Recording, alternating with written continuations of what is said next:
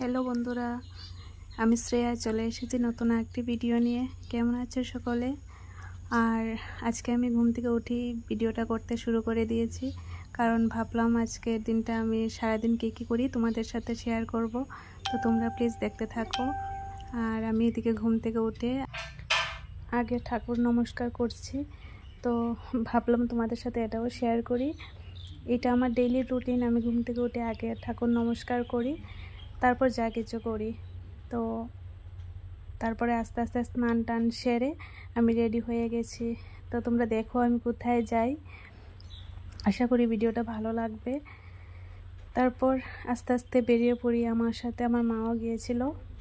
তো দেখো কোথায় যাচ্ছি।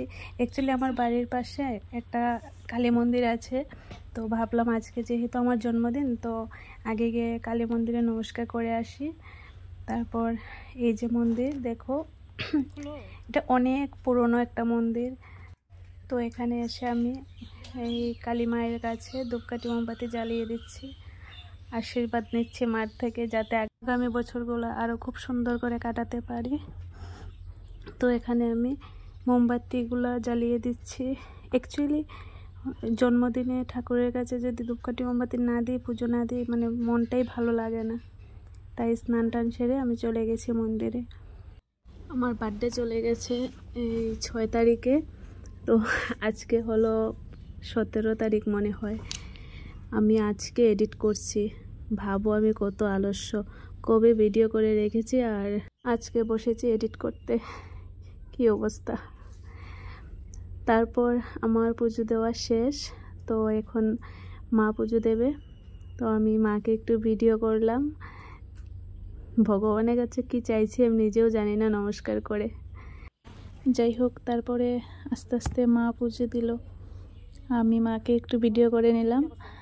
আর আমার ফেসবুক বন্ধুরা অনেকে আমাকে কমেন্ট করেছো, অনেকে আমাকে বার্থডে উইশ করেছো। তো সবাইকে অসংখ্য অসংখ্য ধন্যবাদ। আমার এই বার্থডে দিনটা স্পেশাল করে তোলার জন্য তোমাদের সবার কাছে আমি চিরকৃতজ্ঞ।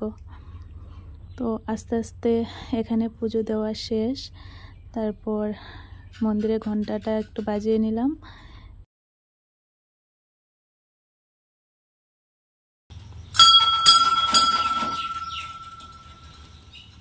মন্দির থেকে বেরিয়ে যাওয়ার সময় খুব সুন্দর একটা দৃশ্য দেখলাম।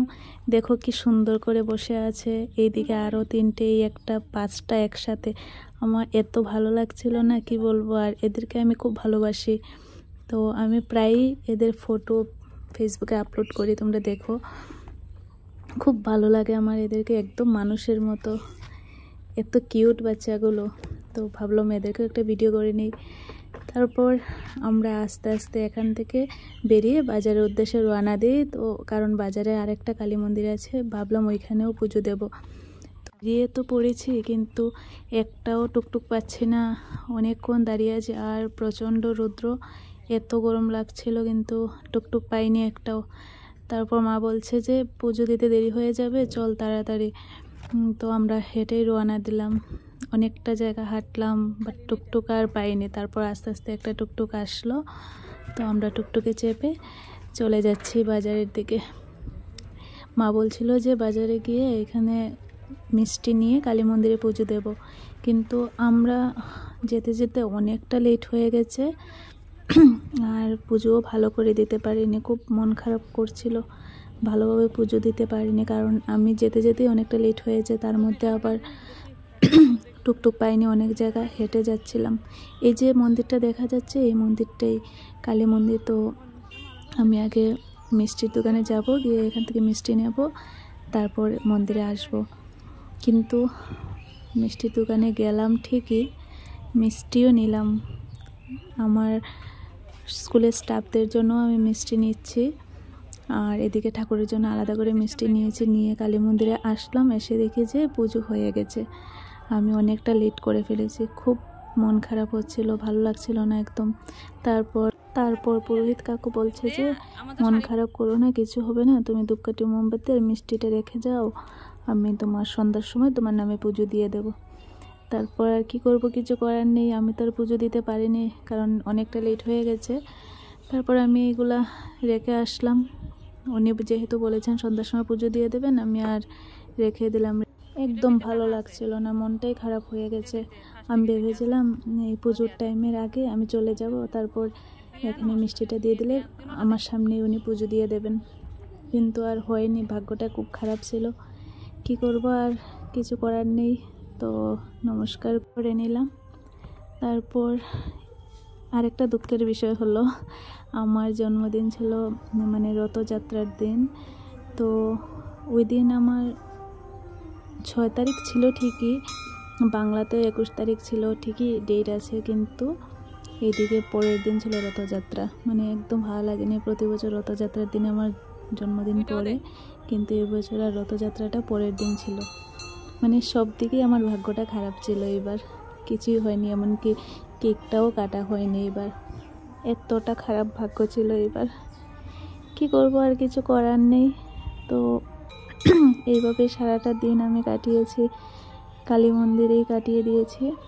এদিকে আরেকটা ঠাকুরঘর আছে, এখানে মহাদেব আছে, তো এদিকে যাচ্ছি মহাদেবকে নমস্কার করতে।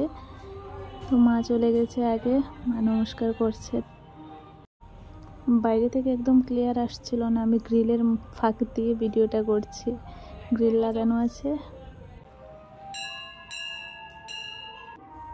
তারপর আমি আবার ঠাকুর নমস্কার করছি এখানে।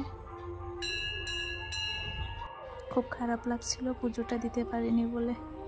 তারপর আস্তে আস্তে আমরা বেরিয়ে পড়ি, আর স্কুলে সবার জন্য মিষ্টি নিয়ে নিলাম। তারপর বন্ধুরা, ভিডিওটা কেমন হয়েছে জানিও। আমি সারাদিন কী কী করলাম তোমাদের সাথে শেয়ার করলাম, প্লিজ জানিও কেমন হয়েছে। তো ব্লগটা এখানেই শেষ করছি বন্ধুরা, দেখা হচ্ছে নেক্সট ব্লগে। ভালো থেকো সবাই।